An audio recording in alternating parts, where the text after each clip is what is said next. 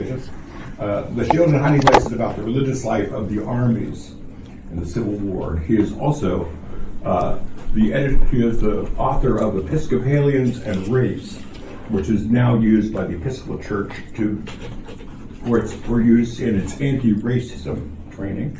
So, Tuck, welcome. Please join me in welcoming Tuck. Thank you very much. Thanks to Mark. And Mark didn't mention it. Mark preached at Cynthia's and my wedding in 1983. And I reduced the bride to tears. I'm not sure whether that was good or bad. So it's great to be here. So I have to say a disclaimer here at the beginning. It's Episcopalians in the Middle East. My field is American Religious Studies. American religion, American public life, American politics. So this talk and this book is about how theological and ecclesiastical ideas of Episcopalians, how that affected how they thought about how Episcopalians in this period in the 19th and 20th centuries, how they thought about the Middle East and how they interacted with peoples of the Middle East. The idea for this book originated, Dan might remember this event, in October 2001 when the three Episcopal bishops of Massachusetts, Tom Shaw on the right, the diocesan bishop, Barbara Shaw in the middle, who was the first... Barbara Harris. I'm sorry, thank you. Barbara Harris, yes, who was the first... woman ordained to the episcopate in the Episcopal Church, and Bud Cedarholm, another suffragan bishop from the diocese, who unfortunately died about a month ago. But they were taking part in a protest in downtown Boston outside the Israeli consulate, protesting a recent incursion by Israeli military forces into the West Bank town of Bethlehem. And and Barbara Harris there has a sign that says Christian Muslim solidarity. Well, this protest in which these three Episcopal bishops were involved occasioned a lot of protest from the Jewish community in Boston, and all of this was carried for at least a couple of weeks every day in the Boston Globe. And what was interesting for me was a couple of things that Tom Shaw, the diocesan bishop, is quoted as saying in the newspaper.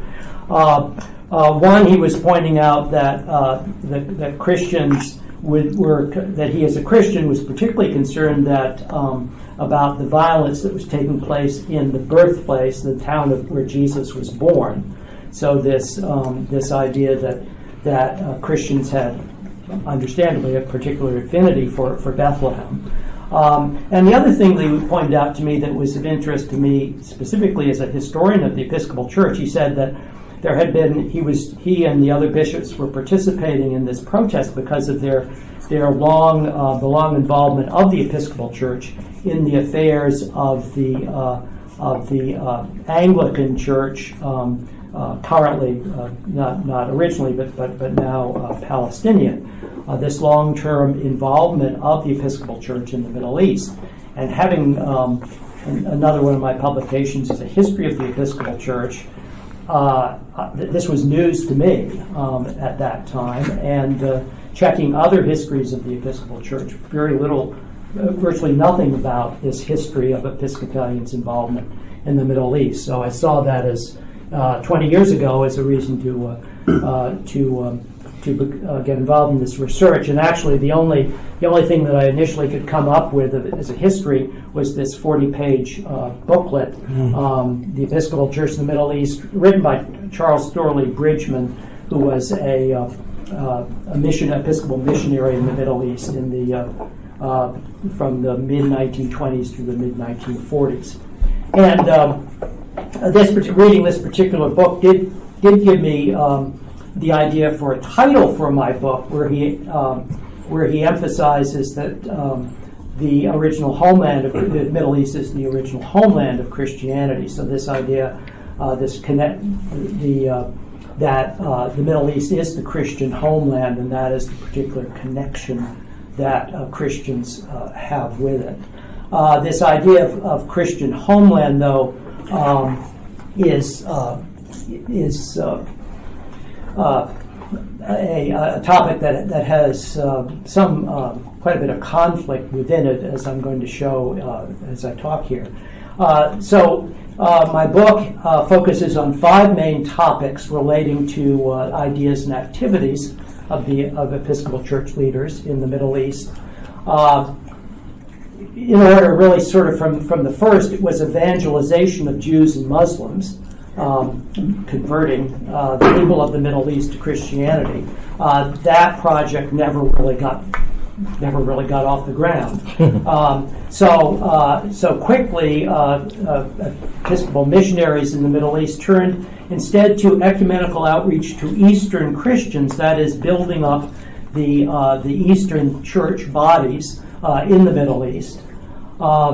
Now, these Eastern Christians were also, especially in this period that I'm studying, were persecuted. There was large-scale persecution of Christian minorities. So another major activity for these Episcopalians was humanitarian aid to these persecuted minorities. Then another sort of interesting shift of focus for them was the Episcopal Church became very much involved in assisting Middle Eastern Christians, especially seeking to enter the United States in the early 20th century at a time that there were severe restrictions on immigration into the United States. But the Episcopal Church was an advocate for at least enabling Middle Eastern Christians to come into this country. And then finally, there are a number of instances that I'll be mentioning in which there was these Episcopalians were attempting to influence the foreign policy of the United States. Now, on the subject of Eastern Christians with whom the Episcopal Church was involved. Now, the arrow is pointing out to this one. That's Charles Thorley Bridgman again. This missionary. This is the enthronement of the Anglican bishop in the center, the Anglican bishop in Jerusalem, the bishop of the Church of England in Jerusalem, and he's flanked by various dignitaries and the men with beards and robes in the front. Russian Orthodox, Coptic Orthodox, Greek Orthodox, Armenian Apostolic, and Syriac Orthodox churches, representatives of those churches. Coptic Orthodox Episcopalians were never very much involved with. But in addition to the groups represented here, there were also the Episcopal Church was very heavily involved with the Assyrian Church of the East. So I will be talking about Assyrians in a moment. So the first section of my book and of this talk is work with Eastern Christians, particularly Armenians and Assyrians. This is I guess this was a photograph of Horatio Southgate, who was the first missionary bishop of the Episcopal Church. In the mid-1830s, first of all, let me just say the first American missionaries to enter the Middle East were two Boston Congregationalists who were sent in 1819 to Palestine. So the Episcopal Church was a little bit later than the Congregationalists and also Presbyterians to enter the Middle East. But in the mid-1830s, Horatio Southgate came forward and volunteered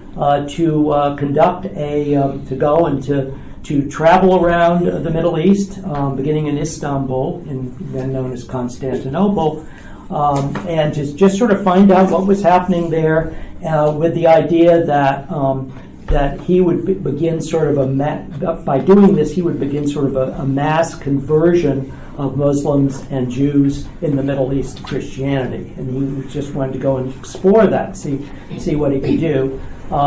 He then started beginning in Istanbul, getting as far as Tehran in Iran, and Baghdad in Iraq, covering 4 countries now. In approximately 1 year, he covered about 4,000 miles.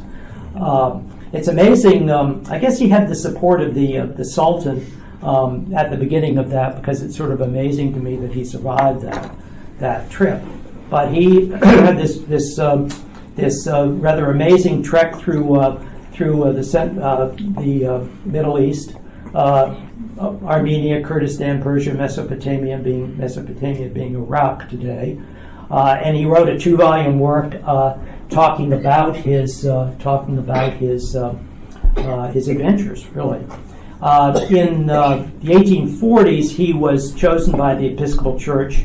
And he really, he was sort of pressuring the church to recognize his contributions to the church's foreign missionary work, and he was elected and consecrated as bishop of the Protestant Episcopal Church in the dominations and dependencies of the Sultan of Turkey.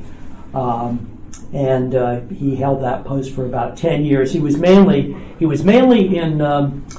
served in Istanbul, and during his time, he spent most of his time working with Eastern Christians that he met, Greek Orthodox, Armenians, and Assyrians in Istanbul. For various reasons, he did not remain in Istanbul, but in the early 1850s, he resigned that position as bishop, and no one else ever filled that position. So he was the one and only Episcopal bishop of Istanbul. But he, in the early 1850s, he moved to Boston and became rector of the Church of the Advent in Boston, the Anglo-Catholic parish here. And he remained very interested in the Middle East. He wrote a novel about life in Istanbul, about Greek Orthodox and Muslims and the interaction of peoples, and it was kind of like a romance too. There was love and marriage in it too. But in addition to that novel, during the Crimean War, he wrote this book called War in the East, and this is sort of the Episcopalians in the Middle East and foreign policy, because he excoriated. Let me just say that Episcopalians working in the Middle East were always dependent upon the Church of England's work in the Middle East, and also the British Empire and the kind of military, naval, colonialism protection that provided. So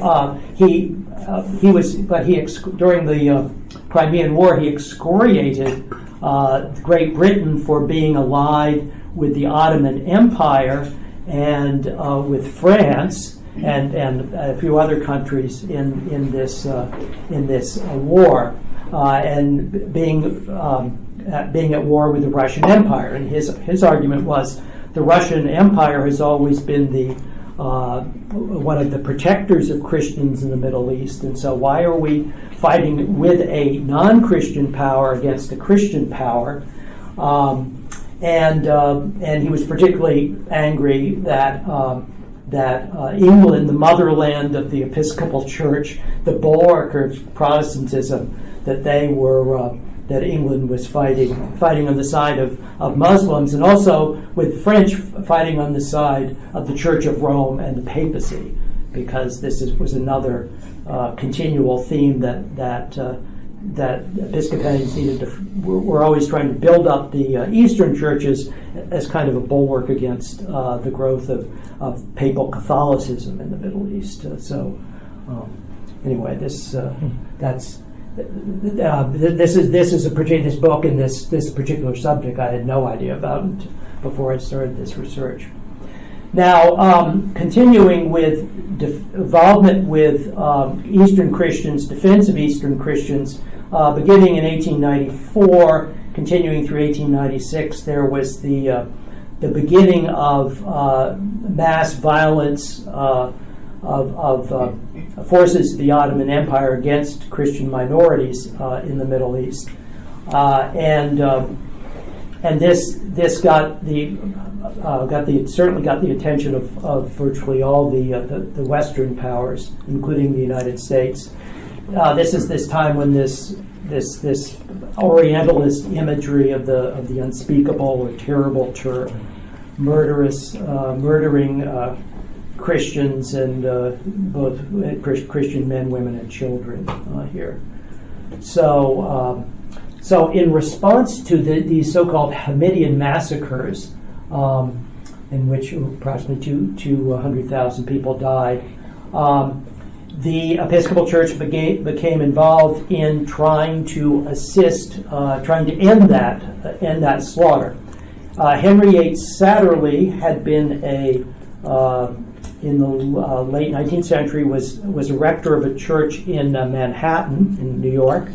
And in that position, his church was close to the Lower East Side. He was involved with working with immigrants in the city, and particularly Middle Eastern Christians who were entering the city at that time. While he was a rector in New York, he helped pen a resolution condemning the Ottomans for their slaughter of Christians. This resolution was passed both in the Diocese of New York itself and in the National General Convention of the Episcopal Church. Satterley was already prominent in the defense of Eastern Christians. In 1896, he was elected the first bishop of the Diocese of Washington, D.C. So there was not a Diocese of Washington, D.C. until 1896. And in that position, in which he was viewed by many as kind of the bishop for the United States, the Protestant bishop for the United States at least, he was contacted by bishops of the Church of England and asked to go. The bishops of the Church of England thought that the Tsar, Nicholas II, would not trust them as English people, because of the Crimean War several decades before, but that an American the Tsar might trust an American. So Satterley, the Bishop of Washington, D.C., was in summer of 1896, was on vacation in Venice, in Italy, and he was deputized to go and go to St. Petersburg in Russia, meet with the Tsar, which he did, and try to convince the Tsar to send military forces south from Russia into Syria and to Turkey to end this slaughter. He was politely received by the Tsar, and nothing happened. Although the massacres themselves did come to an end at that time. Then the most significant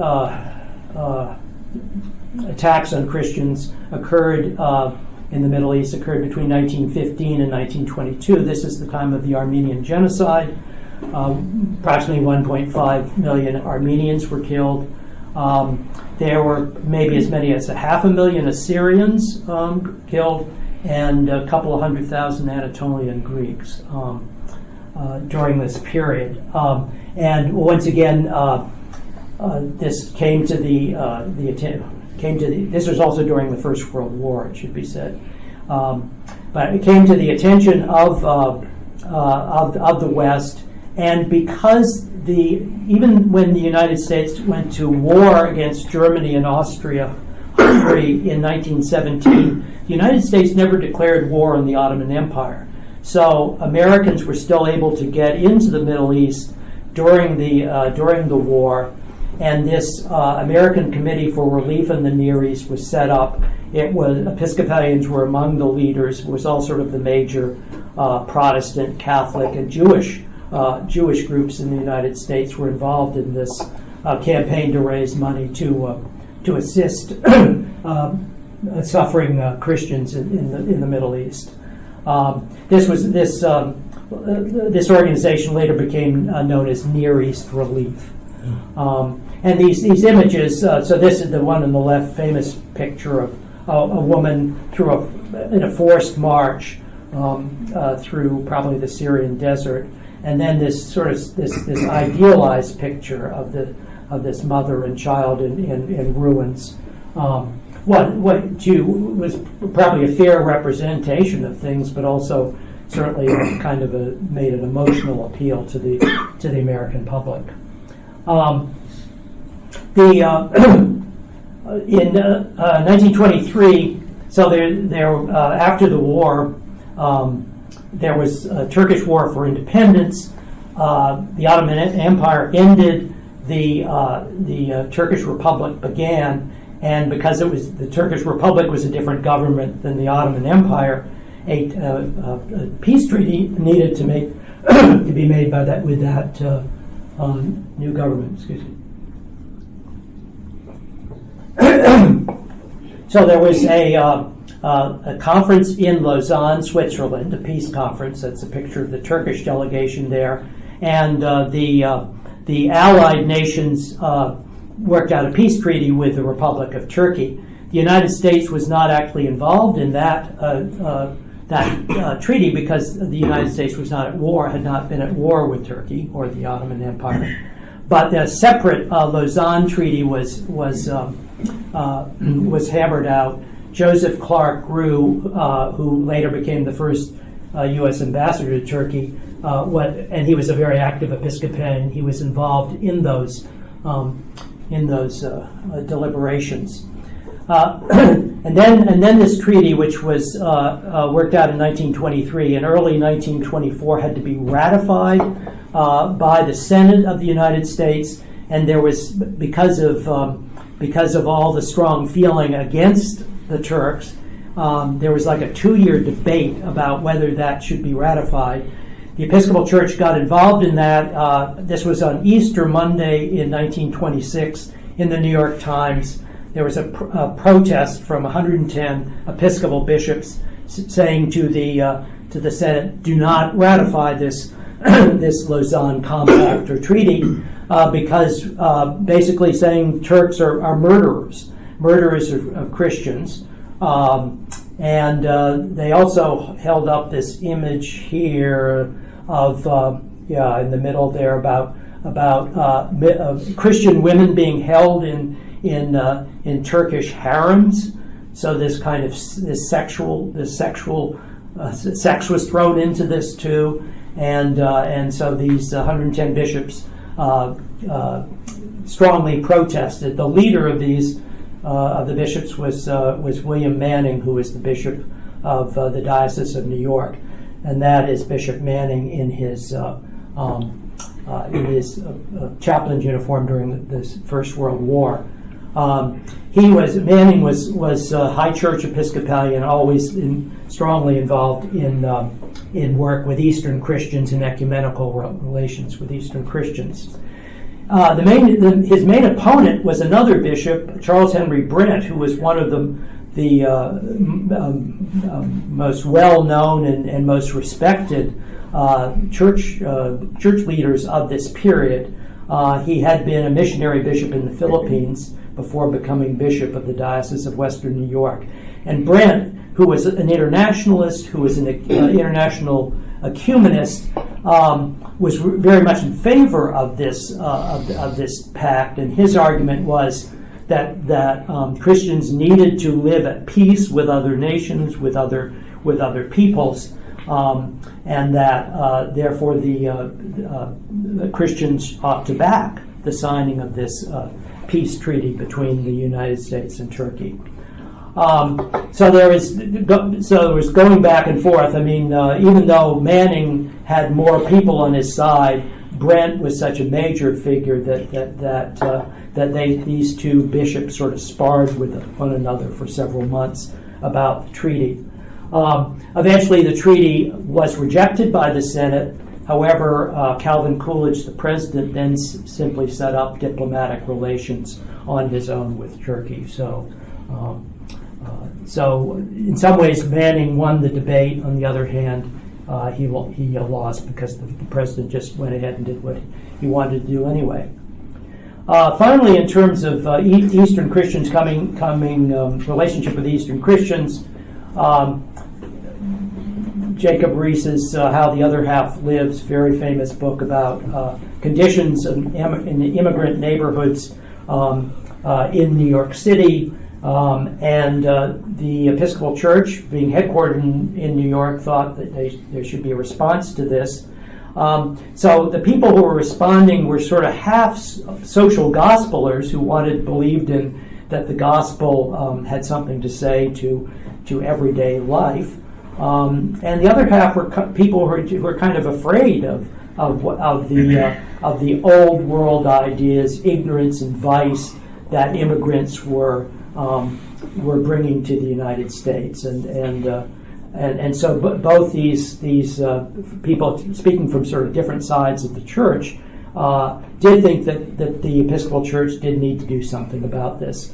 It's interesting that this particular image appears in a progressive journal of the Episcopal Church. So this is not some right-wing, very conservative journal, but actually that was a view of some progressives in the church at this time. The Episcopal Church, in response, in the early 1920s, founded an organization called the Foreign-Born Americans Division of the Episcopal Church. And they were interested in assisting, Americanizing, integrating immigrants into the life of the United States. And for the Episcopal Church, Armenians and Assyrians were particularly of particular interest. This idea that on the left that Armenians, this is frequently said, Armenians are the Anglo-Saxons of the East.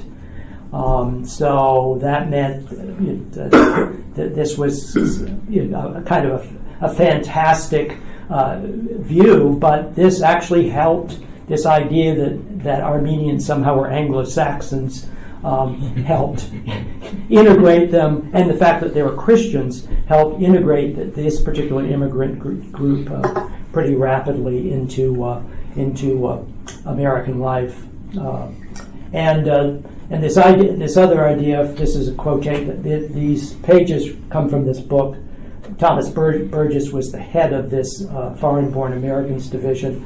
This idea that of martyrdom, that these both Armenians and Assyrians were martyred for their faith, was a strong argument that was being made for assisting them. Now I'm going to shift to Palestine, Zionism, and the world Jewish problem. From the beginning, the Episcopal Church and the Church of England was very interested, very concerned about the conversion of Jews to Christianity as well as Muslims. In 1841, the Church of England founded a Anglican bishopric, so-called, in Jerusalem. Michael Solomon Alexander was the first bishop. He was a convert from Judaism. And then this prayer, this central to this notion of what the Church of England and then later the Episcopal Church was going to be doing in Jerusalem, was this idea of the idea that this was the prayer on Good Friday. So the fact that Jews specifically had rejected Christ meant that there was particular concern that that Jews be converted to Christianity, that they become true Israelites, and that they become part of the sheepfold under the shepherd Jesus Christ. So the conversion of Jews was from the beginning very significant there. So that was 1841, the founding of the Jerusalem bishopric of the Church of England. Jerusalem, Palestine was still under the Ottoman Empire in the 1840s. But in 1917, during the First World War, British military forces captured Jerusalem in December 1917, and Anglican missionaries. There were still no Episcopal missionaries there at that time, but Anglican missionaries rejoiced at this idea that a Christian nation now at last had control of the Holy Land, and that this was going to be the beginning of great times of conversion, that Jews and Muslims were going to flock to Christianity. The entry of General Allenby, the commander of the British military forces, was compared to Jesus' entry into Jerusalem on Palm Sunday. This is to the right is another picture. This is a picture of the man in the clerical collar. That's Bishop McGuinness, with British generals overlooking the landscape around Jerusalem, and they were talking about military maneuvers, but the bishop himself was thinking about, imagining the whole land being converted to Christ, the whole Holy Land being converted to Christ. The Episcopal Church was invited in 1924 by Bishop McGuinness, the Anglican bishop, to send a missionary to work with, particularly with Eastern Christians in Jerusalem. And this is when Charles Bridgman, with the arrow here, was brought there. He was assigned to working with Eastern Christians, especially Armenians and Greeks, as this picture shows. It was also very much part of the British Empire, sort of British imperial designs. And so you have the Charles Bridgman, the Episcopal missionary, with, I believe those are Armenian clerics, and then the British military band and other leaders at the consecration of the Gaza cemetery in April 1925, British war dead during the First World War. Good Friday, the Good Friday offering, taken then and now, taken every year on Good Friday in Episcopal churches for the support of work in the Middle East. We know that we no longer have this emphasis, but in the 1930s, when Charles Bridgman was working there, it was a central. The central theme was the conversion of the conversion of the crucifiers of Jesus, and once again this idea that if the Middle East should be Christianized again, should be Christian, and emphasis on that in the Good Friday offering. The best laid plans of mice and men go astray, and so this grand vision of conversion of the Holy Land to Christianity met some obstacles. First, in 1917, the Balfour Declaration declaring that the British government would be in favor of the establishment in Palestine of a national home for the Jewish people, and that was an outrage to the missionaries. Then in the Arab Revolt, 1936 to 1939, when the British Arabs rose in Palestine, rose in revolt against British control of Palestine, and the British realized that having a unified Palestine was not going to work. July 1937. Peel Commission was a commission of the sent by the British government to figure out how to bring peace to Palestine, how to bring peace to the Holy Land, and the Peel Commission proposed the division of Palestine into separate Jewish and Arab sections, with that little cone-shaped thing, Jerusalem, Bethlehem, Jaffa, was going to be still held by the British. So sort of this central strip between Jerusalem and the coast was going to remain British, but there in the north, roughly, there would be the Jewish state, in the south, roughly, an Arab state. The Jews were pretty much okay with that. Muslims and Christians were very much against it. And the missionaries, including Charles Bridgman, in Jerusalem, wrote this letter to the London Times, September 22nd, 1938, saying why they, as Christians, were opposed to the partition of Palestine. And of course, this was a time when the Holocaust essentially had begun. Jews from Central Europe were fleeing persecution. Many were seeking entry into Palestine at this time. So the missionaries admitted that there was a reason that Jews were flocking to Palestine. They saw the persecution, that they admitted it's an approach to Christendom. On the other hand, they pointed out perfectly rightly that the problem is that Christendom was Christendom, which supposedly had a problem with Jews, was trying to solve that problem by putting it onto Arabs in Palestine. They condemned the Balfour Declaration. They point out that Palestine, and this is debatable, but anyway, Palestine was predominantly Christian for centuries before Islam was born. Then they bring in theology, and they say that the Jewish claim to Palestine and the basis of prophecy is declared throughout the New Testament to have been abrogated, and they cite a book, The Doctrine in the Church of England, and I'll get to that in a second. So using Scripture, using the crucifixion of Jesus as a theological basis, they say essentially that Jews have no true claim on Palestine. And that what is needed to be done is to make sure that the best solution is to make sure that Palestine becomes truly Christian.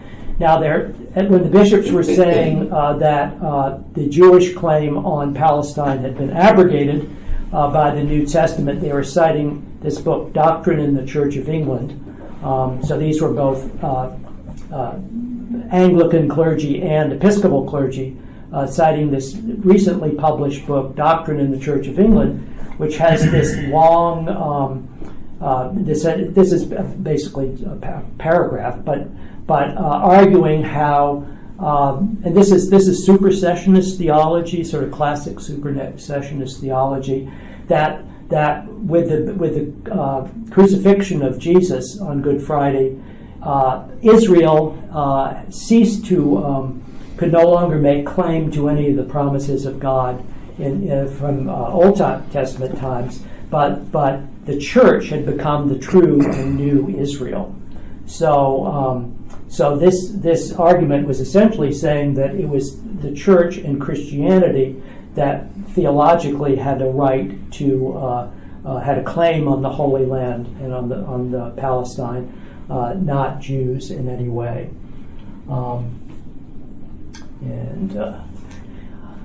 Charles Bridgman, the Episcopal missionary, there was relative peace. The Second World War begins, and actually, ironically, there's relative peace in Palestine during that period. But in 1948, the United Nations passes a resolution that will once again will divide Palestine into Jewish and Arab, separate Jewish and Arab states. And Bridgman, the Episcopal missionary, is outraged by that, and he in this article, of which the thing on the left is only one part, he identifies the problem. The problem for him was the world Jewish problem. He defames Jews. He says they're a dislikable people, that they practice a kind of blood and soil nationalism. And he doesn't say that specifically, but in 1948 to talk about that meant that the Jews were like Nazis. And then he this is a more positive side. He sympathizes with the Palestinians and believes that the United States should be doing whatever it can to relieve their plight. And then he sort of brings in at the end this sort of classic anti-Judaic imagery about the tragic figure of our Lord crucified, again looming over the land. So he's saying that there's sort of a general tragedy here but by bringing in the crucifixion of Jesus, it's for Christians reading this, it would be hard not to escape thinking about Good Friday, about Jews condemning and rejecting Jesus. So this is heavy-handed stuff. Now, 1948, the state of Israel is declared. War breaks out between Israel and surrounding Arab states. At least 700,000 Palestinians, as many as 1 million, are expelled from their homeland, both by Israeli forces and by other activities during the war. So there's tremendous Palestinian refugee crisis, and once again, Episcopal missionaries and Anglican missionaries step into these debates. And this letter is from an Anglican missionary and also from Walter Klein, who was Episcopal missionary in Jerusalem in 1948, asking Henry Knox Sherrill, the presiding bishop, to and Sherrill himself is going to be the first president of the National Council of Churches. So Sherrill was a very influential figure in American Christianity at that time, and asking Sherrill to do whatever he can to intervene and to assist the Palestinian refugees. And then also the General Convention of the Episcopal Church in 1949 has a statement based on what Walter Klein, the chaplain, had been saying in articles and in speeches for a couple of years. The Episcopal Church speaks in favor of the internationalization of Jerusalem, keeping Jerusalem a free city. The Archbishop of Canterbury was quoted at this time as saying that he didn't think it would be a good idea if Jews had single control of Jerusalem.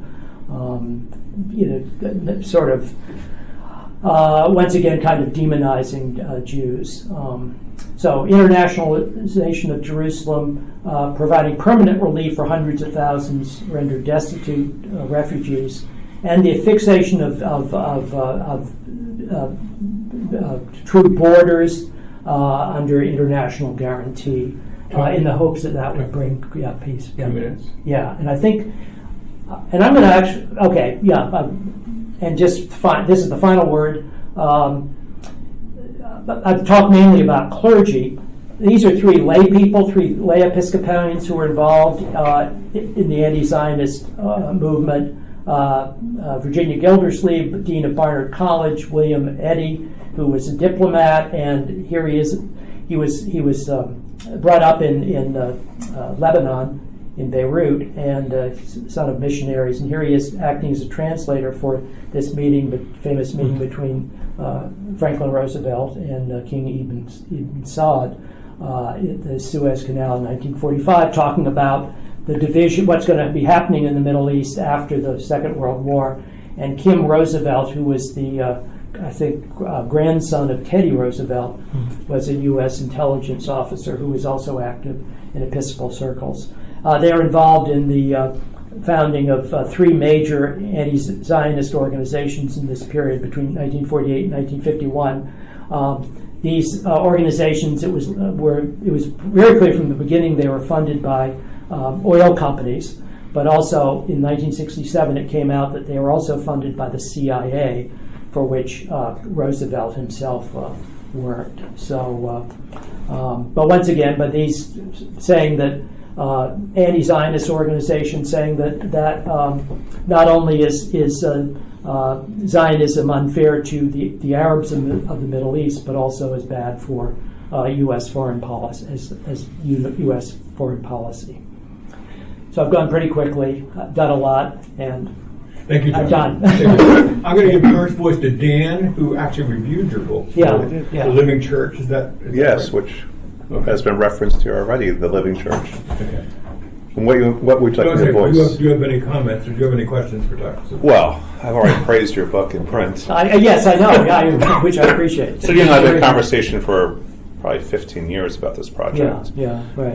And Dan, I should say, provided some helpful pointers along the way too. Yes, so. yes. So I was so glad to see this book in print.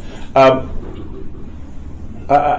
think the interesting question to ask, perhaps, is how does surveying all this understand, perhaps, the way in which the Episcopal Church understood itself to be operating within the geopolitical scene? We often talk about separation of church and state, and yet here we have the church very involved in international affairs. Yeah, well, I think, and this is something I didn't mention in this talk, but for the Episcopal Church, there was especially in the late 19th century, this sense that the Episcopal Church was going to be the national church, at least the national Protestant church for the whole nation. So there's this establishmentarian sense that also comes out of the Church of England, the Church of England, which is still the established church of its nation. So this kind of this establishmentarian view. Benignly viewed in the minds of the guys mainly who are thinking this, but I think that so that gave a sense, I think, not only to a domestic missionary program, but also I think reaching out to the world as a whole. That kind of like Satterley was viewed. By some. I'm not saying every person in the United States would have said that, but he was viewed by significant figures as being the Bishop of America. So, right. So does this help us think about the Episcopal Church in other parts of the world at this time period? Could we use this as a case study for thinking about, say, the Episcopal Church in the Americas or the Episcopal Church in East Asia? Yeah, and since I haven't done research in that, I would think that I would think on the one hand I would think it could, yes, it definitely could. I think what's unique in terms of what I'm talking about here is the Middle East is the Christian homeland, so which you can't say that of China or Brazil. Brazil. Sure. So that gives the. So on the one hand, the Middle East should be very important because it's the Christian homeland. On the other hand, what I'm talking about here, this is just a small group of people. And actually, I mentioned Bishop Southgate, who's Bishop of Constantinople in Istanbul. He thought he was never really supported by the church. So on the one hand, you would think it would be terribly important to church leaders, but on the other hand, actually, what the missionary figures were more interested in were the countries where there were no Christians or very few Christians, so that they were always the foreign missionary leadership of the Episcopal Church generally in the 19th and early 20th centuries, and even into the mid-20th century, were really more focused on the Far East, Asia, and Africa, and parts of South America as well, where there were not Catholics, although I suspect some of the work was trying to convert Catholics to Episcopalianism. This is an elegantly written book. And you've got various strains. A very interesting one was the original Episcopal missionaries who get into the Middle East don't view Eastern Christians as real Christians, and they're gradually won over to this idea that the Armenians and other Christian groups are actually profoundly Christian. They have an ancient Christian. One of the things that I found most interesting is you grapple with the anti-Judaism of the Episcopal Church and how that changed. You just want to say a few words about that? Well, and so this change would be probably in writing about that in the final chapter, which is actually kind of an epilogue to the 1958 end date for the real historical material. It was the Holocaust certainly. What I'm quoting Charles Bridgman and other missionaries is saying. That was. And the fact that it was also in the official doctrine of the Church of England suggests that in 1938, just before Kristallnacht, as a matter of fact, That was a few weeks before that event.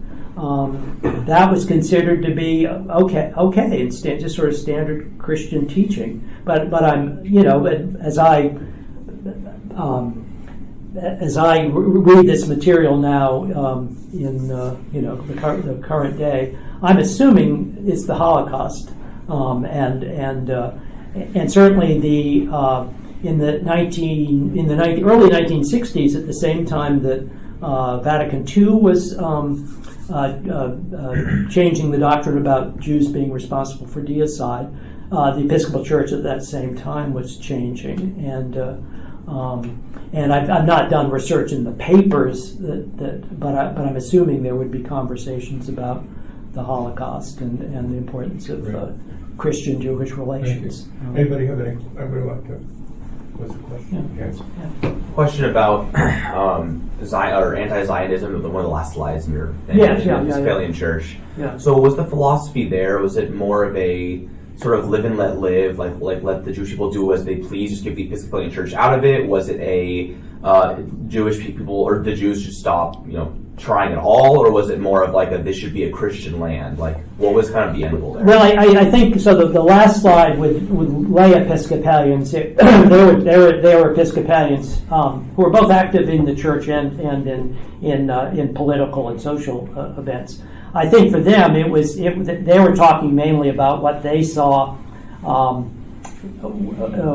as American national policy. So they were more concerned. In a sense, they were not talking about what the church people should believe or do. So they were talking about American national policy. However, the missionaries, I think, they still had this vision that they were, that was kind of rapidly evaporating for them. But they still had this vision of making the Holy Land, making Palestine, making it Christian, so that their anti-Zionism definitely had a theological, a very clear theological tone to it. So, so I hope I hope that answered your question.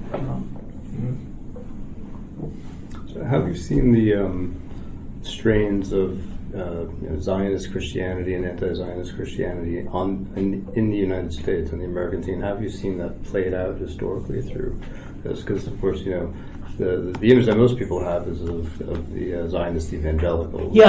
Christian, right. Christian Zionism. Are there theological difference over that question of abrogation, for example? Yeah, well, I think so the Episcopal Church today very strongly condemns Christian Zionism. At least maybe there are a few evangelical Episcopalians that would support it, but it's sort of universally. In official statements and everything. So I would condemn Christian Zionism myself. Going back, I meant more historically. Yeah, say that again. More historically, not so much. Are you saying? Why don't you explain what Christian Zionism is? Yeah, so Christian Zionism is the belief that Christians should support the return of Jews to the Holy Land, on the idea that Jews had been expelled from the Holy Land centuries before. Partly by God for as condemnation there for crucifying Jesus. So Christian Zionism, which really arose in the there are some examples of it among the Puritans, for example, in England in the 17th century, but it mainly arises in the late 19th century. And I'm speaking just mainly about England and the United States, when it also is possible. This is the rise of Zionism generally, and the idea that Christians should support the return of Jews to the Holy Land, where they will be converted to Christianity. And when they are fully converted to Christianity, Christ will return in glory. So it's this kind of apocalyptic vision, and the missionaries originally, the Anglican missionaries originally themselves had that vision of wanting to convert the Jews, so that in some way life would be better, I guess, and that Christ might return to glory. Although Anglicans tend to be amillennial, but on the other hand, they were very much opposed to the Jews being in the Holy Land. So. This is an interesting question, because Christian Zionism really is an English Christian movement, but it's a non-Anglican English Christian movement. It comes out of the dissenting churches. Okay, thank you. So you're rarely going to see Church of England Christian Zionists. You'll see the... I'm going to say something. Right, right. So you see the Anglican evangelicals are associated with Christ Church in Jerusalem are there to convert the Jews, whereas the Anglican High Catholics who are running St. George's Cathedral School are there to reach out to the indigenous Palestinian community. Yeah. So there's two different Anglican outfits in Jerusalem, but neither of them are interested in the Christian Zionist project. Christian Zionism. There is one person, Stephen Sizer, who's an Anglican evangelical but you're right. I mean, no, Stephen Sizer is an anti-Zionist. Oh, he's but he's an evangelical. Yes, you're right. You're right. Yeah. He's not a he's a condemned Christian. Yes. Sorry. The last question, so you get to wrap it. Yeah. Okay. So I'm interested in sort of this within the context of the history of ecumenism. Yeah. Which you touched on a little bit. Touch on a little bit. Yeah. And so my experience is through sort of the history of the World Council of Churches and the World Student Christian Federation. And I don't remember seeing a whole lot of Anglicans and Episcopalians involved with that. So I was interested to hear about how sort of the Episcopal mission in the Middle East was so connected with sort of upholding indigenous churches there.